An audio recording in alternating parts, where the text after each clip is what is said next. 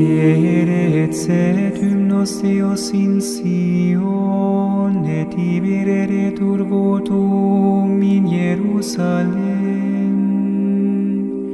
Exaudi orationem meam, ate omnis caro veni.